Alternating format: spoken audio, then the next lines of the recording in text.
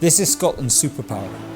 If we can get our ecosystems right and we can rebuild them, because of Scotland's diversity, you can travel from the Edinburgh Festival and see proper culture, and then 3 hours later, be in effectively what feels like a wilderness, and you can be seeing dolphins. To find that diversity in another location is actually pretty challenging. So we have a superpower there, but at the moment, it's just structure, it's not filled with life. We need to refill it again. Our lives depend on this. This is not just an aesthetic, beautiful thing to see and experience and go out in. It is the fact that nature gives us food, it gives us materials, it gives us water, it helps pollinate our crops. It's absolutely essential. Our lives are dependent on nature and all that it has to offer. We need to protect nature. We are severely depleted. It's something that we can and should do better at. We're all victims of shifting baseline syndrome. We all, even the most biodiverse properties in Scotland, can still make improvements where nature is concerned. I mean, Rhododendron ponticum is an absolute disaster. It's terrible for biodiversity. We're here to improve and protect our environment, and this is an absolute tyrant. What's happened to date is the way that farmers have been incentivized has sort of decoupled the food production from the environment.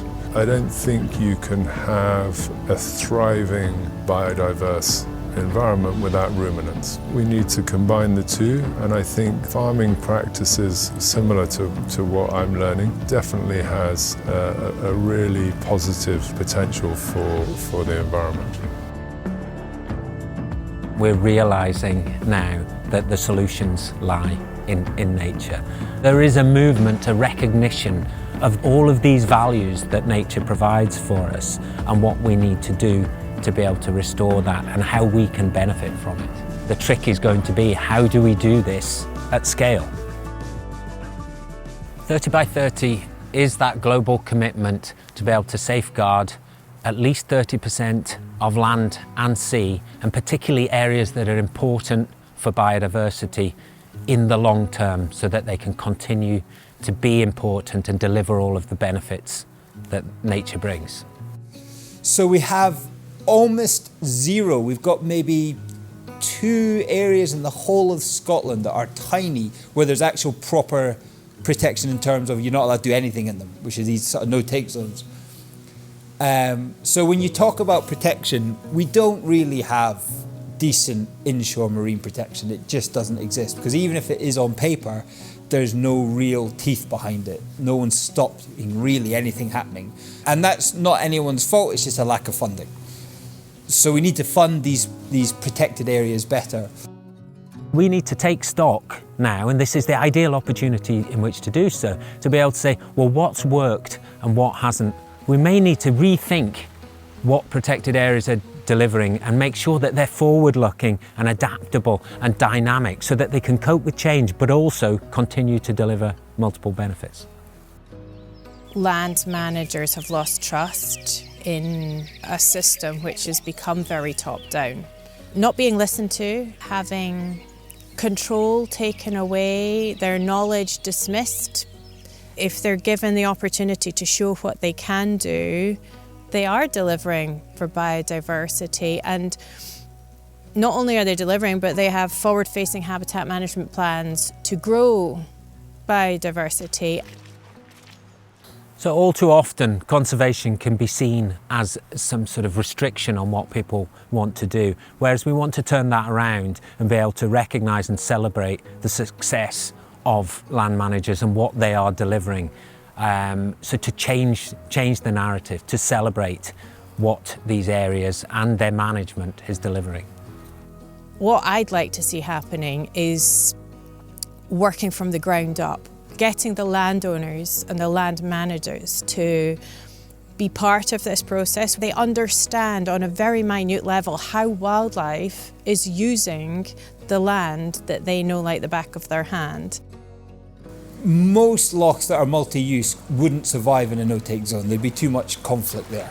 So the level of protection we think probably is quite good is you make sure that your structure is protected. So nothing's allowed to damage the structure on the seabed. Your seagrass meadows, your oyster beds, your horse mussel beds.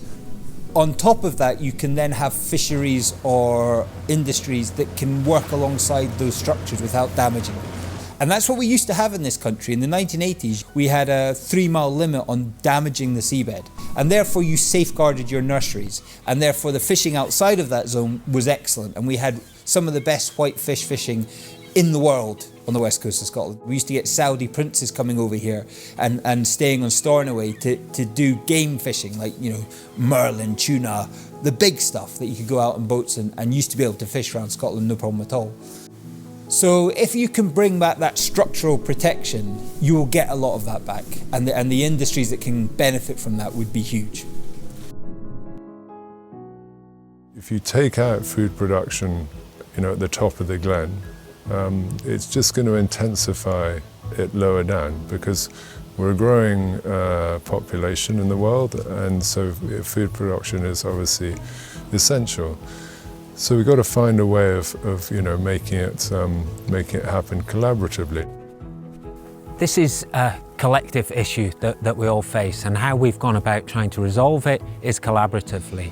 We got together hundreds of people from many different organisations, farmers, foresters, energy companies, local communities, the NHS, together to say, this is the challenge. We want to deliver 30 by 30. What are the issues surrounding that?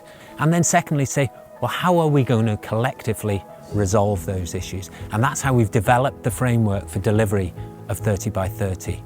Personally, I think food production and the enhancement of the environment, or conservation, or whatever it is that you want to call it, should work hand in hand.